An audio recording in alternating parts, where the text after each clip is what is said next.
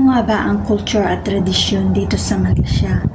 Hello guys! Welcome back sa aking vlog. Ako nga pala si Glo Pamplona. Kung bago ka pa lang sa channel ko, huwag kalimutang mag-like, subscribe at i-click mo na rin ang notification bell para updated ka sa aking mga upload. Ngayon ay pag-uusapan natin ang napakayaman at napakakulay na kultura sa tradisyon dito sa Malaysia. Alam nyo ba ang Malaysia is isang multicultural country? Dito nagsasama-sama ang iba't ibang lahi tulad ng Malay, Chinese at Indian. Kaya naman napaka-diverse ng kanilang kultura. Sa pagkain pa lang, ramdam mo na ang iba't ibang impluensya. May nasi lemak na national dish ng Malaysia. May Chinese noodle at Indian roti canai.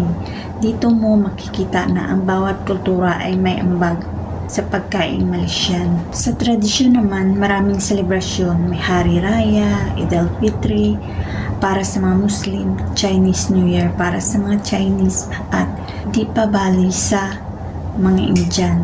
Lahat ng yan ay pinagdiriwang ng buong bansa, kaya ramdam talaga ang unity.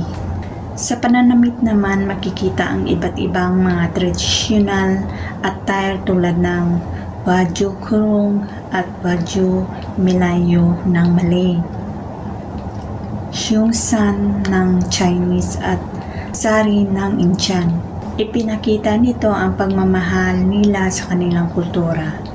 Isa rin ang pinakamahalagang tradisyon dito ay ang pagrerespeto sa bawat reliyon at kultura, kaya kahit nagkakaiba-iba sila, nabubuhay sila ng may pagkakaunawaan. Kaya masasabi natin ng Malaysia ay tunay na melting pot ng kultura at tradisyon. Sa itong magandang halimbawa ng pagkakaiba-iba pero may pagkakaisa. Sana nag-i-enjoy kayo sa ating topic today. So don't forget to like, share, and subscribe.